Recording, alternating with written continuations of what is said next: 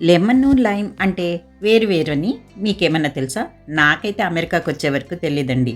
అదే ఇండియాలో అనుకోండి, గ్రీన్‌గా ఉంటే కాస్త పచ్చి నిమ్మకాయని, బాగా యెల్లోగా ఉందనుకోండి, బాగా పండు నిమ్మకాయి ముదిరింది అని అనుకుంటాం గదా! ఇక్కడ స్టోర్స్‌లో లెమన్, లైమ్ అని వేరు వేరు బోర్డులు చూశాక గానీ నాకర్థం కాలేదు. నిమ్మకాయల్లో కూడా 2 రకాలుంటాయని. వీటిల్లో కూడా కాస్త డిఫరెన్స్ అయితే ఉంటుంది. గ్రీన్ అనుకోండి, వాటి తొక్క అయితే కాస్త పల్చగా ఉంటుంది. యెల్లో వాటి తొక్క బాగా థిక్‌గా ఉంటుంది. టేస్ట్‌లో కూడా నిమ్మకాయ బాగా పుల్లగా ఉంటుంది గ్రీన్‌ది. యెల్లోదనుకోండి, గ్రీన్‌ది ఉన్నంత ఘాటుగా అంత పుల్లగా ఉండదు. ఇక నిమ్మకాయల రేట్ అయితే ఇక్కడ కాస్త ఎక్కువనే చెప్పొచ్చు. $2కి 3 నిమ్మకాయలు లేదంటే 4 నిమ్మకాయలు స్టోర్‌ను బట్టి ఇస్తుంటారు. మొన్నొక స్టోర్‌కెళ్తే 15 నిమ్మకాయలు ఒక కవర్లో ప్యాక్ చేసి $1 అన్నారు. ఇదైతే నాకు నిజంగా ఎయిత్ వండర్ అనిపించింది. $1కి 15 నిమ్మకాయలేంటి? ఇప్పటివరకు నేను ఇది ఎక్కడా చూడలేదు ఇన్ని రోజుల్లో. ఇంత తక్కువ రేటుకు దొరికితే మనం ఏదైనా సరే వదులుతామా? నేను $4 ఇచ్చి 4 ప్యాకెట్స్ తీసుకున్నాను. అంటే 60 నిమ్మకాయలు.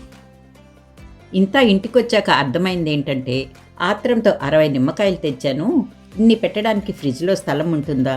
అయినా ఫ్రిడ్జ్లో అయినా ఎన్ని రోజులు నిల్వ ఉంటాయి?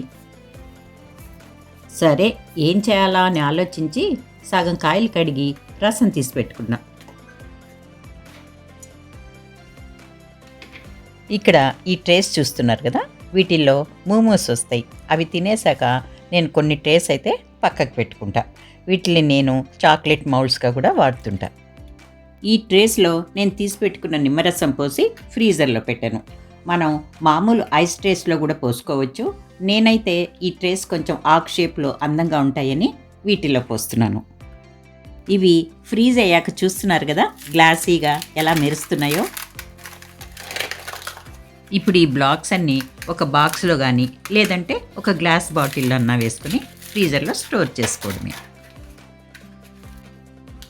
దీనివల్ల మనకి ఫ్రిడ్జ్లో ప్లేస్ ప్రాబ్లం ఉండదు. అర్జెంటుగా అవసరానికి నిమ్మకాయ రసం తీసే అవసరం కూడా ఉండదు. ఈ ఐడియా కానీ మీకు నచ్చితే మీరు కూడా తప్పకుండా ట్రై చేయండి.